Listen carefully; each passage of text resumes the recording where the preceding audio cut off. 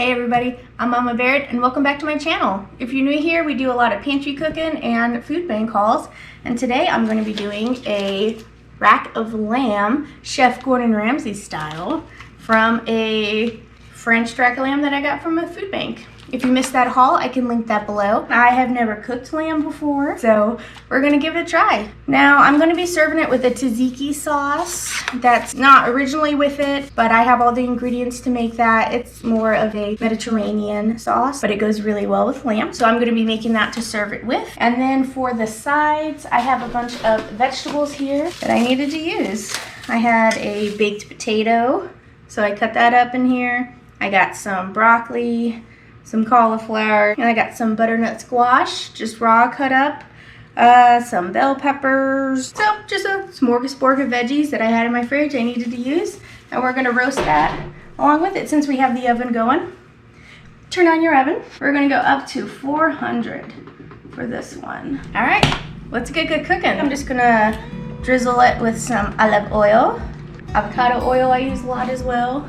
This flavor salt I'm trying to use up. So we're gonna sprinkle some of that on there, some fresh ground pepper, some onion powder. I don't have any onions in there, so I'll throw that in there. You know, whatever seasonings you like for your veggies. One thing I love doing with roasted veggies is making like a spicy seasoning on them and then drizzling them with sriracha and then roasting them. It's so good. It makes your mouth burn, but it's so good. So I'm just tossing it to get that olive oil and all those seasonings coated. We're just gonna put this on our pan here. Let's get started on this tzatziki sauce. Now remember, the trick to keep your cutting board from sliding around is to put a wet towel down there and then your cutting board right on top, and that keeps it from moving on you.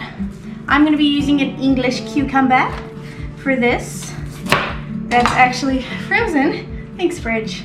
So, like this. Now, if you have a food processor, you can always just zap it through that if you would like. And all the skin just happened to come off because it was frozen. I'll take it. And this is the point where we're going to squeeze out some of this moisture. Got our cucumbers here and our dish towel. There we go. That's what you want to see. See all that water coming out. So if you're going to use frozen cucumbers, at least thaw them out first. Still got a little bit of ice in it though. Can you see that? So we'll put this back on the stove and let it go for round 2.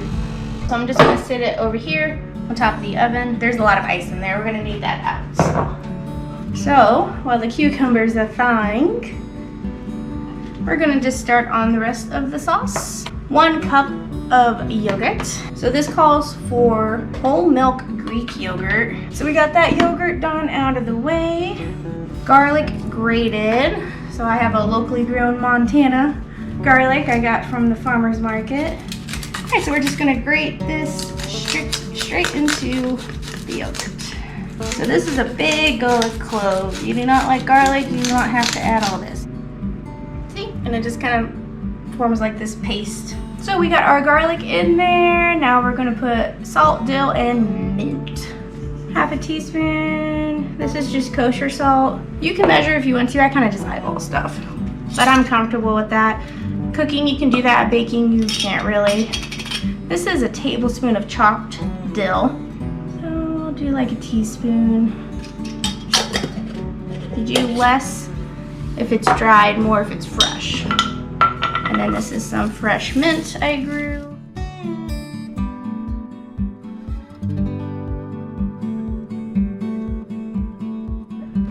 Okay, and then lemon juice, just a tablespoon. So remember, a trick to get your lemon flowing is you want to rub it, push down, give her a couple of rolls. You could zap her in the microwave for like 10 seconds. Good old Chef Mike there. And there you go. Nice and juicy now. Easy peasy lemon squeezy. So just a tablespoon. I normally would do a whole half of a lemon, but we already have a runnier yogurt. I just have some fresh parsley here. I'm gonna cut this up and add it, but you really don't have to.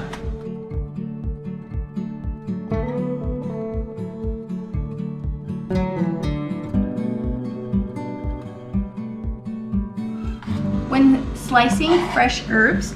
You want to kind of just keep them in a pile. I always put a hand on top of my knife and like rock it. Cut our parsley in there. Oh, that looks better. I kind of brightened it up some.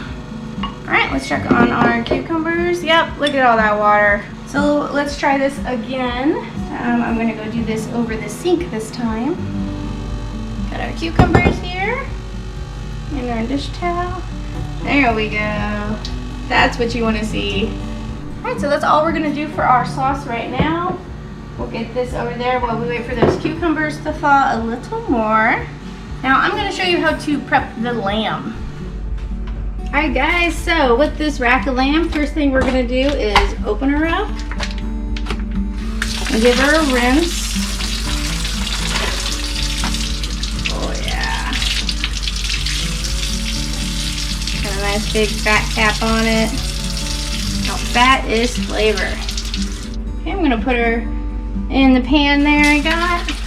So the plan is to sear this with olive oil and thyme in there and a garlic clove, and then we will put it in the oven after that and let it bake for a bit. And then when it comes out, we're going to glaze it with Dijon mustard and roll it in some fresh herbs with some breadcrumbs and Parmesan cheese, and then we're going to put it back in. So we're going to salt both sides and pepper.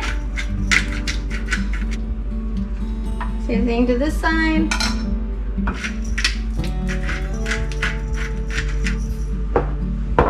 More salt. All right, so now you're gonna start your pan on the stove to a very high heat. All right, now I'm just gonna pick this up, kind of lap up all that seasoning, make sure every part of it's covered.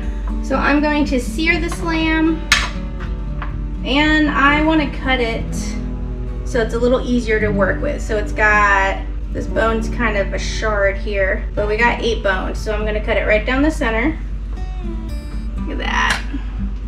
Looks nice. All right, now we're gonna sear it diagonally. You don't wanna pierce the meat, you just wanna pierce that fat.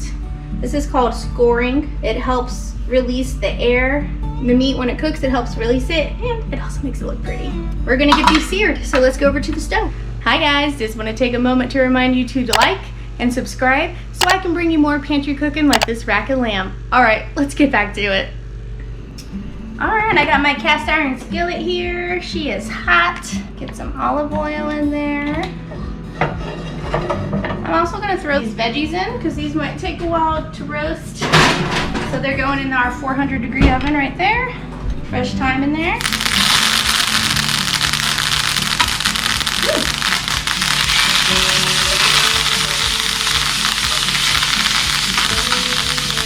You want to sear it fat side down first. Now the point of the thyme in there is it's going to help flavor that oil. Really good dishes have layers of flavors, and there's different ways for you to build on layers. And doing little things like seasoning your oils with herbs, fresh herbs to make a flavored oil is a good way to do it. Good little trick that's easy.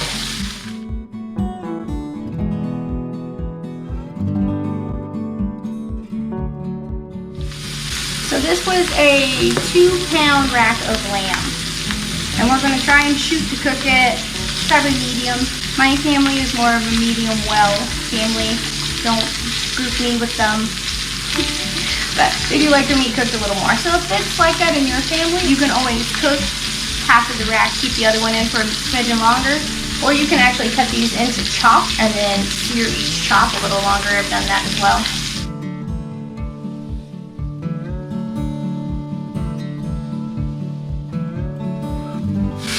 It's getting some color, but I want a little more because we're going to sear it, flip it, and then throw it in the oven. Oh, another thing I forgot to tell you guys is that before I cook this, I let it sit out at room temperature for about an hour, the lamb. You want that meat to be the same temperature all the way through so it'll cook evenly. And that looks gorgeous. What I'm actually going to do is kind of put some of this thyme across the bottom and then put the meat on top. So that way the aromatics will get into it and it kind of has a little bit of a scrub it. Alright, this is going in. Oh, turn off your heat first. Sure. Okay, we're gonna put that in 7 to 8 minutes. So let's do 7 minutes. You always want to start with the lower number first when it comes to timing. We got some more cucumber done. Let's drain this. I probably could have used the whole cucumber and it would have been a lot better. So maybe next time do that. We add that to our dill sauce for our tzatziki. And that's it on the sauce. Let's give it a taste, see if it needs anything. That tastes delicious. It doesn't need a thing. Alright, we're going to stick this in the fridge. Alright, now moving on to the bread coating here, the herb crusted coating. It says 4 stale slices of bread made into crumbs. I'm going to use panko. So, I don't know, about 3/4 of a cup or so. We'll just grate some cheese into this. About half a cup. You can use the powdered one if you have it. I highly suggest investing into real Parmesan cheese. It makes a huge difference in the flavor and the quality. It's about half a cup, maybe a little more. Fresh parsley and some fresh thyme. Best way to get the leaves off the stem is to go backwards and pull down. And then all the leaves just kind of slide right off. Time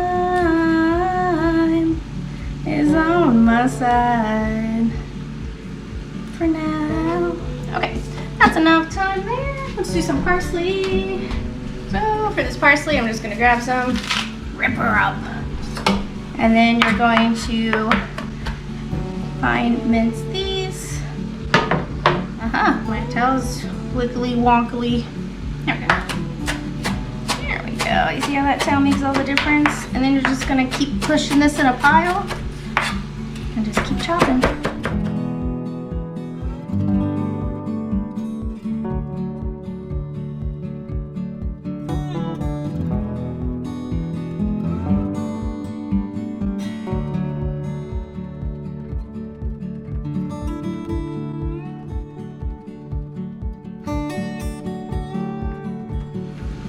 And there we go. I don't know if I'm gonna add all of that to it. I am. All right, and then we're also gonna put some salt and pepper in this, because you know you have to season everything, every step.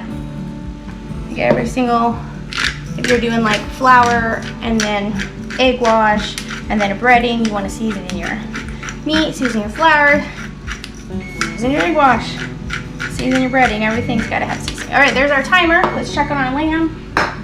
That's good. We probably could have trimmed some of this fat off now that I'm looking at it, but that's okay. So at this point, let's keep stirring all this together. This is what's going to coat that lamb after we cover it in mustard, Dijon mustard. Probably any mustard would work good with this. I'm really a fan of horseradish mustard. I don't know if you guys have tried that. If you like horseradish and you like mustard and you haven't tried horseradish mustard, it's a life changer. Alright, so at this point, let me see how I do this. I'm gonna grab this, cover this in the Dijon mustard. Okay, and then from here, going into our mixture. You know, one of the things you learn too when, like, this is the first time really working with lamb in a rack, and I realize now I probably should have trimmed that off. We live and we learn. Alright, and then this goes back in. Alright, 3 to 4 minutes. Oh, I hear some sizzling from our other thing we have in the oven. Our veggies. So we're looking pretty good. Now you could have made any kind of side dish with this. You could have done mashed potatoes, just roasted potatoes, any kind of side you wanted, but I just did a thing of roasted veggies. I like to sprinkle a little paprika on top of the veggies to help give them some color. As Aunt Cora from Spirit says, paprika is a girl's best friend. So that'll help give them a little color. And probably the lamb and this will probably be ready all at the same time, which is what you want. One of the hardest things about making sure that dinner gets to the table in time is having all the components come out at the same time. Time management is very crucial in a kitchen, and it's probably the hardest part about getting dinner on the table. Alright guys, while that lamb is cooking, we're going to scoop up these veggies. Oh yeah. Alright, beautiful rack of lamb there. We're just going to let her rest for a little bit and then we'll slice her. Alright, she's been resting. So let's go ahead and slice in here. I'm actually going to slice off this fatty piece here, which I probably should have done in the beginning there. Oh, that looks pretty good. It's like a rare right there between the bones.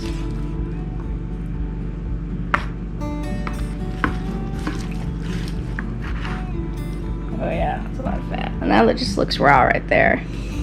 So I'm just gonna put on my heat here and get a pan hot, and then we're gonna sear this.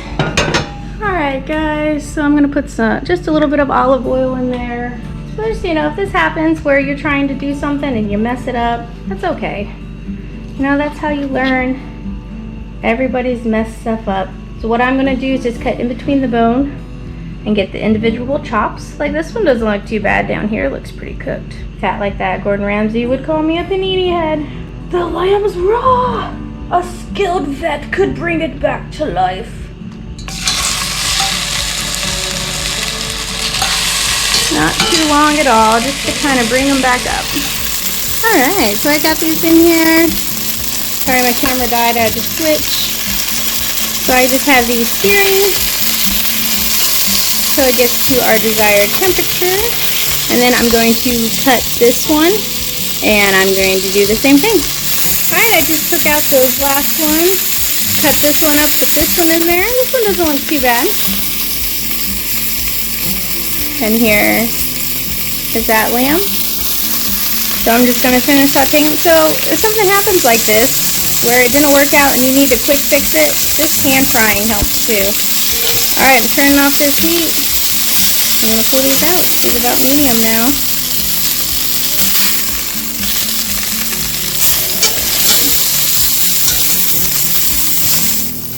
Alright, let's get a plate together and see what we did.